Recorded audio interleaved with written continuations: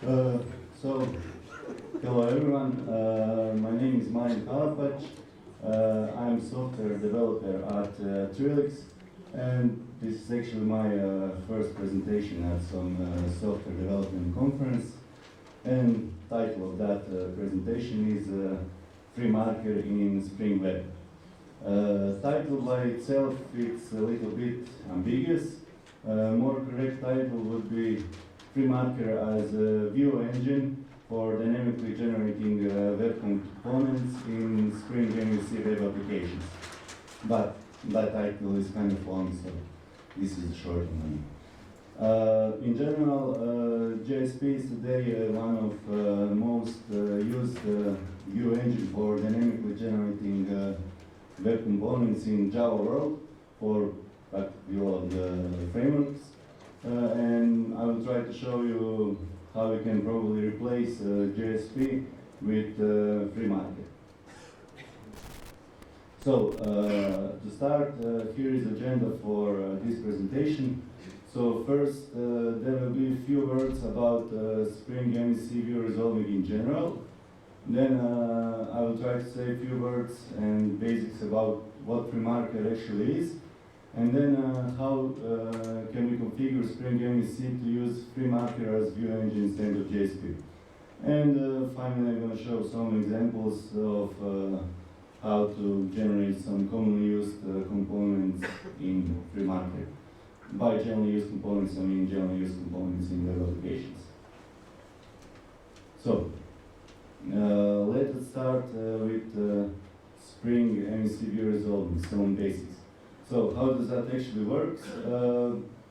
User at his web browser creates some HTTP requests and sends it to our web application.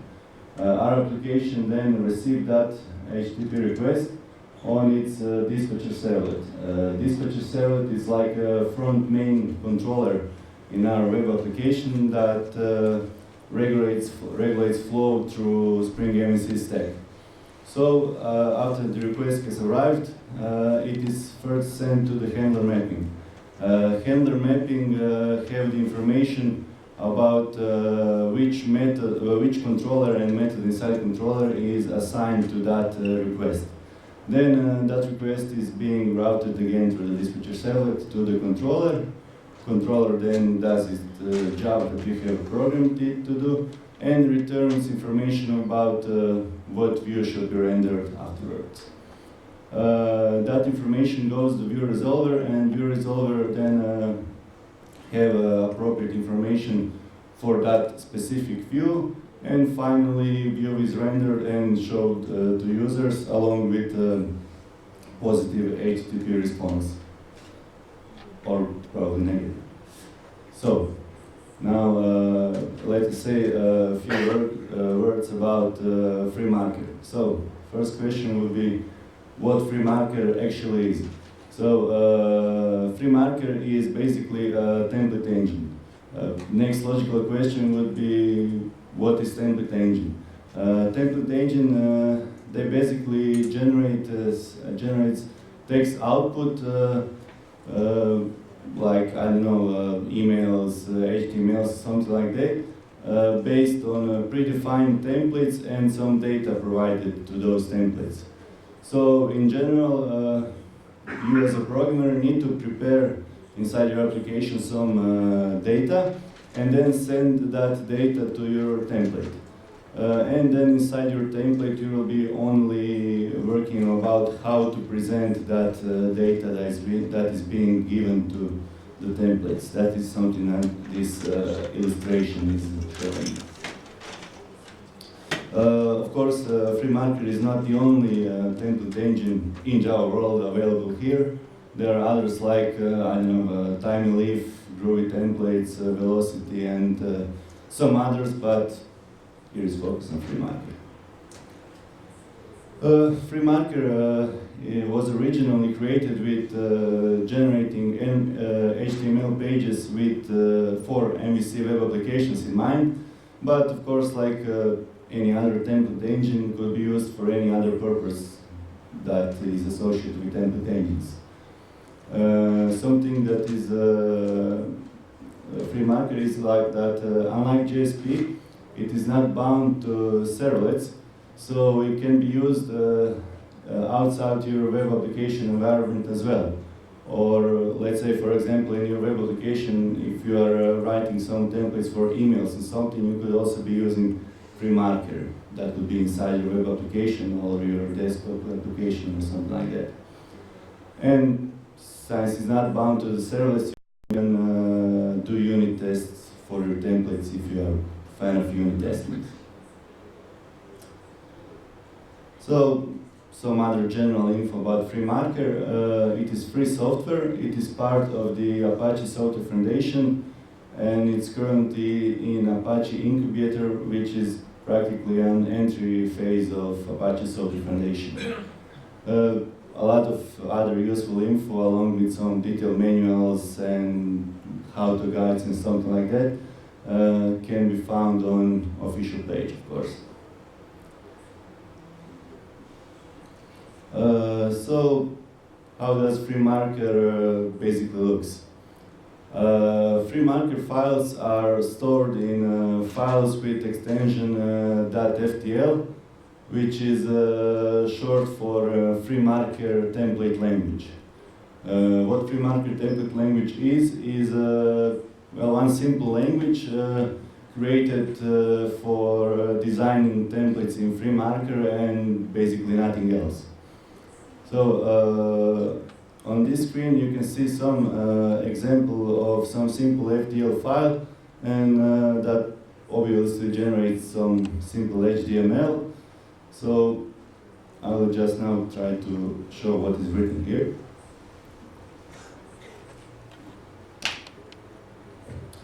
So on this example, what is written in black letters, black letters being mostly HTML text and some other random text. In FTL language, that will be processed as is. So whatever you written as some random text, it will be the same result in your text output. Here below of the body tag, here you can find some, I think it's not really good seeing here, but there is some light gray text that says grid conference, and that is basically a comment inside the FTL language and will not be printed out at the output. Right to the word here saying hello, you can find some red and blue text that is actually a variable, and that is an interpolation inside the FTL language, and on the output it will be replaced by the actual data that we have provided to that variable. Here below of my name is, you can find some tag that is color blue, that is not an HTML tag, and start with hashtag if. That is basically an FTL tag, and it's some instruction to the FTL template itself, and of course it will also not be printed out at the end. So this is some really basic structure of... Is that an error on the closing? Yes. I forgot to remove it, but that's an error on closing the if. Sorry about that. So how does FreeMarker and Spring work together in real life? Good news is that FreeMarker is officially supported for use in Spring projects, and it's well integrated into Spring. On some official documentation online dealing with templates and view engines, you can often find, of course along with JSP, some recommendations of FreeMarker for usage as your alternative to the JSP. Here is some citation from official documentation that recommends usage of FreeMarker template engine after depreciation of some other template engine. What is really good in our case is that FreeMarker is officially supported also for use as a view technology within Spring MEC. So that makes rather easy for us to use it instead of JSP and integrate it into our web applications. There are even some rumors that FreeMarker will be one of the only, I think, supported template language in some future releases of Spring. I think that being Spring 5, and well, citations are hidden behind those links, so later on in the presentation you can check it. So now that we have checked some basics of how Spring MVC view rendering looks like and what basically FreeMarker is, we can now check how can we replace JSP with FreeMarker in our classic Spring MVC application. And by classic Spring MVC application, I mean a Spring MVC application that is not being built by Spring Boot. So first we need to add a FreeMarker dependency, either through jar directly or using Maven repositories or some other build tools. Then we need to change servlet config, which is basically our dispatcher servlet config. We need to add a FreeMarker config bin of FreeMarker configure class and set its property of template loader path, I think it says, to the location of your template files. And also we need to change bin for our view resolver. We need to change it to FreeMarker resolver, FreeMarker view resolver class, and change its properties accordingly. And of course, last step would be inclusion of our FTL's view files inside the template loader path directory. And basically that's it. Our Hello World Spring MVC application will be now running FreeMarker instead of JSP. If you're using Spring Boot, well, you just need to tell Spring Boot that you're going to use FreeMarker, and basically that's it. FreeMarker will auto-configure it, and it is probably good to mention that FTL's files will be stored in template folder find in resources folder, and instead of classic view folder for JSP. So, okay. Now I will try to show some examples containing some commonly used web components in dynamically building web pages. Setup that I have used for building those examples is Spring MVC with FreeMarker as a view engine, added via Spring Boot, and development environment that I have been using is Eclipse STS with additional plugin installed being JBoss FreeMarker with for syntax highlighting and IntelliSense. So here we're going to start with some basics. So those basics would be variables. On this example, let's focus on the first. We see some text that starts with $, some curly brackets, and text inside of it. That is a definition of a variable inside FTL. If we add the exclamation sign after the name of the variable, we will be doing null or empty check, so we are telling FTL to ignore that if variable conference is missing.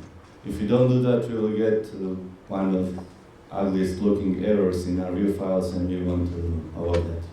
We can also add some default value after the exclamation sign to be replaced if variable is not present. Types of variables could be few like string, numbers, date-like objects and stuff like that. Fourth and fifth are covering sub-variables for your objects and stuff like that, but that is self-explanatory. I have tried to put some comparison to JSP on this slide. So on the left we have JSP, and on the right we have FreeMarker, and the result of this code in both examples will be to write a variable named conference or default value if variable is empty. In my opinion, FreeMarker does that a little bit with more elegance. It's kind of shorter, nicer, and simple. So, again, in my opinion. Now, collections are some regularly used components in a web application. So let's see how FTL is handling them. So FreeMarker can work with most of the collection types in Java. And on this example below, we have some example of how we can iterate through some collection that we have provided. So let's say that we have sent through the model one list named users, and we want to iterate through it and, I don't know, write some table or something like that. So we are doing that by writing tag called #list, then name of the variable containing list, and then cast all the elements of that collection as some element in here user. And then we are doing something for every user in users. It is basically a for each loop. FTL offers some useful built-ins for lists. So for example, I don't know, if you want to get size of the list, or you're trying to check if list is, or collection in general, is null or empty, you are using built-in named has content here. So FTL have a lot of other useful built-ins available to you, but of course I'm not going deep into that now. You can all check manual. This is also a good point to introduce if-else statement in FTL. On this example at the bottom of the screen, you're seeing #if tag followed by some condition. So we are writing if statement by writing if tag and then some condition after it. And also if we want to write else statement for that if, we need to write else tag before we close our if tag. So basically that's it for that. Here is also some comparison to JSP. So result in both cases will be iteration through some list and some simple table containing every element of that user's list that we have provided. Again, in my opinion, FreeMarker syntax is kind of smaller and simpler. It uses less text and stuff like that, so for me it's kind of more readable and easier to write. Yeah? The cout tag has HTML injection protection. How about the same expression for the FreeMarker? Does it escape the HTML sequences or not? I really can't tell you that now. I'm not sure. Yes, I haven't thought about it, so I'm not sure. I could check it, so maybe say later or something like that. So, okay. One really handy feature for me is in FreeMarker is inclusion of templates file inside your templates. So we often have some repetitive code in our view files when we are writing views. For example, navigation menus, some others, copyrights in footers, etc. FTL provides us with relatively easy means of putting that repetitive code in separated template files, and then we can include those files later in the template. And then if we, I don't know, want to change something to our navigation menu, Later, we don't need to do that in like 17 view pages, and we can do that only in one template page, and change will be then reflected everywhere that template is being used. We include those templates inside our templates by using hashtag include tag followed by the string containing location and the name of that FTL files. Yeah, that's for that. So up until now we have been using predefined directives or tags for doing something, and macros are ways that FTL provides us with for writing our own tags or directive. So basically, in core, macro is a template associated with some variable. So we write macro by using hashtag macro tag, and then in this example, name of the macro that we are defining. In this example, it's grid, and then some variables that we are going to use in that macro. In this example, we are using only one variable, and then inside we are writing some HTML text, and then we are using that variable that we have defined before. Then later in code, if you want to use that macro, we are using it by writing @grid, and then we are passing some variable value. Okay, so maybe example on slide before was kind of simple and possibly an overkill for macro usage. So, but in this example, we could possibly explain better what are the advantages of macro usages. So we here have one macro named user table, and that is provided with some variable named collection. And inside that macro, we have written our logic for writing out some table table containing some users or something like that.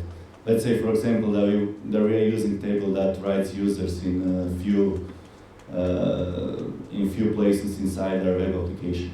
So our whole logic for writing table is inside that macro, and then later when we want to include that table on few places inside our web application, we'll be doing that by just writing @user table and then provide it with a variable containing a list of all users. And basically, the output would be that table defined here. So yeah.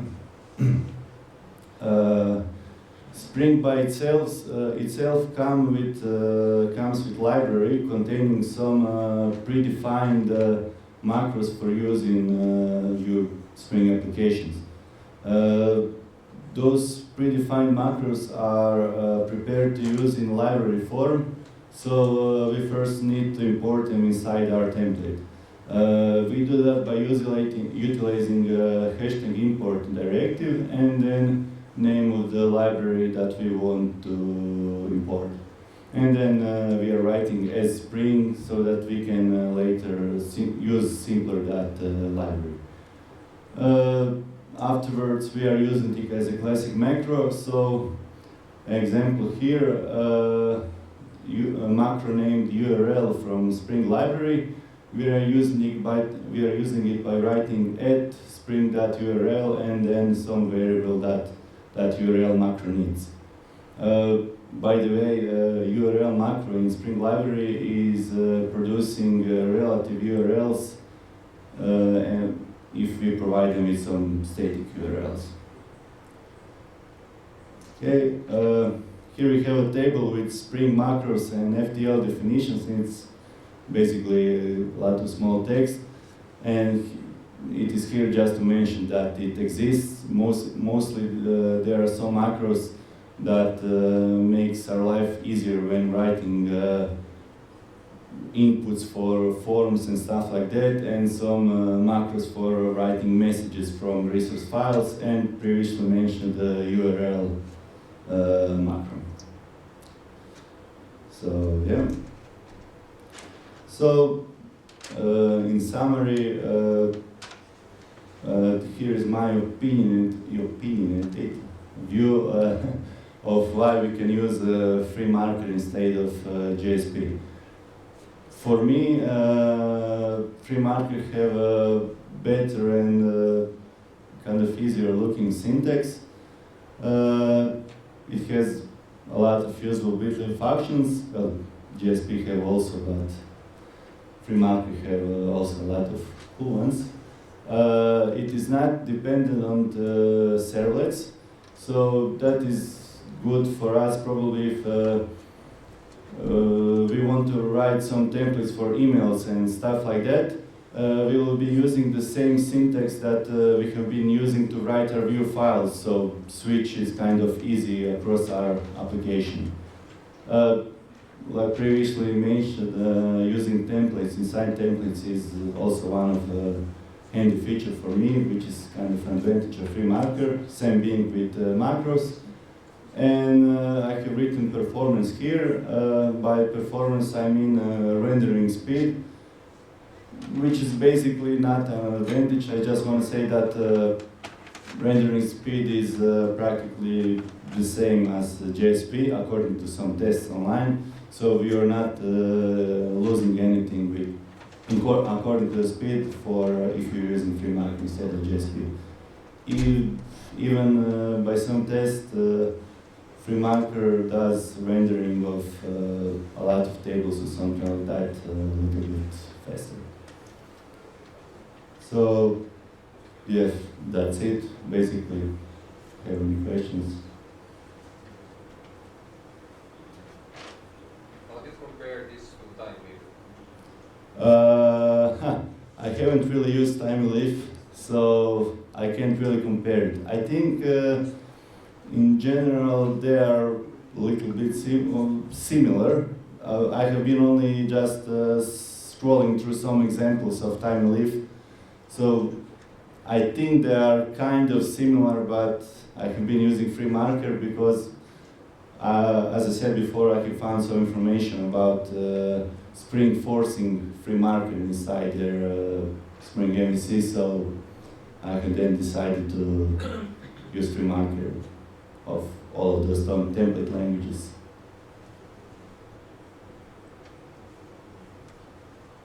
Somebody else, something?